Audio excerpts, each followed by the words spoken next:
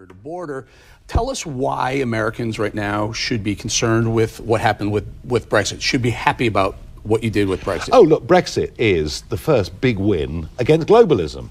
What is globalism? It's the attempt to devalue the nation state, to take away democracy from the hands of ordinary people and to give it to organisations like the European Union, the United Nations. Can I just push back on one thing? The first or the second big win against globalism? Well, we thought we'd won back in 2016. Well, I'm talking about Trump. Well, hang on. Okay.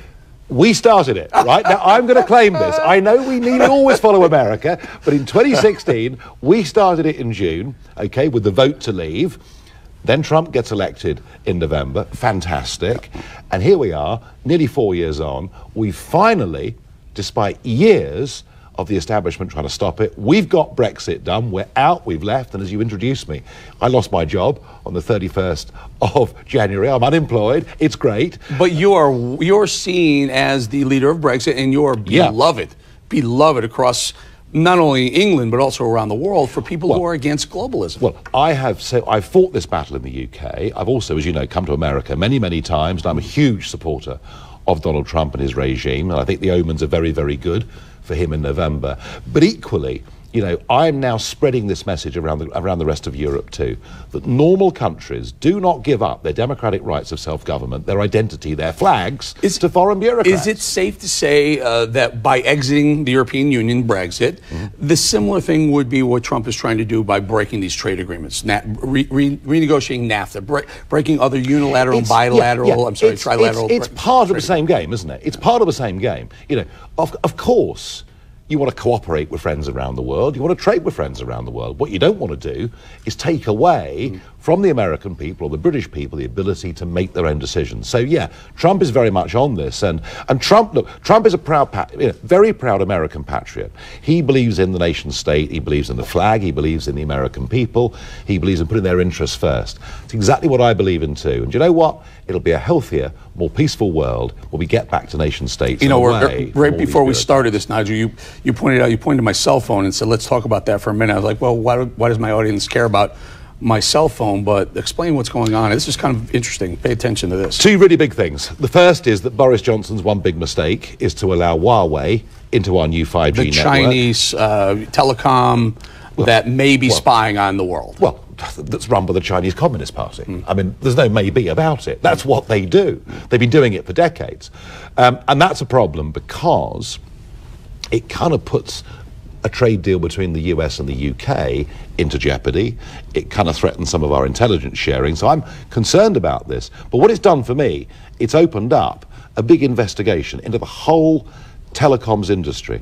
And what Americans don't realize is they are paying 50% more for their monthly cell phone bills than we are in the United Kingdom, and many other countries in Europe are much, much lower. It's a racket. It's a Tell us how do they get away with it?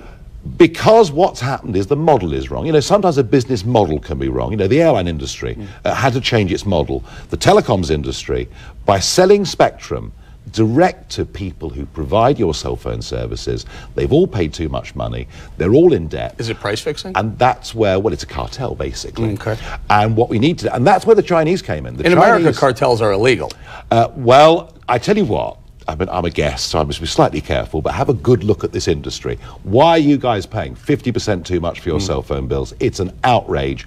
The whole model of how we run telecoms needs to change. Speaking of models, Bernie Sanders looks to be the presumptive nominee. We'll find out what happens with the final vote on South Carolina. But he looks to be the presumptive nominee, the man who embraces, he calls it Democrat socialism. Let's just call it what it is. It's communism.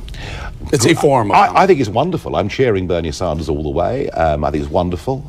He's an unashamed fan of Castro and that regime. And of course, there's an echo here, because we had a guy called Jeremy Corbyn, who led the British Labour Party, tried to win the general election, friends with Hezbollah, friends with Hamas, friends with terrorists all over the world, and his own little fanatical base thought Corbyn was fantastic. Middle England thought, no, we're not having this. And if Bernie gets the nomination, he'll have his big fans in Los Angeles and New York, but I'm pretty convinced that flyover states will not buy it. Before I let you go, we only have about half a minute or so. Tell us the U.S.-British relationship right now. What's the state of affairs? Huawei is getting in the way of this because it's an issue of trust. But in general terms, I think we've got an American president who is pro the United Kingdom, a British people. Do they like him? The Brits like Trump. He has had the most negative publicity of anybody in the world. I saw him go to India, and he was adored. He was beloved. There was 10 million people, 10 million who applied to get into a stadium of holding 110,000. It's just mind-blowing. Mind-blowing. Do the British people feel the same way? I have been his biggest defender in the United Kingdom against a wall-to-wall media that's been against him. The British public are beginning to admire him. And do you know why? Because he does what he says he'll do. It only took you guys 3 or 4 years to do it. Nigel Farage, thank you very much. Indeed. All right, ahead on America. Wednesday on our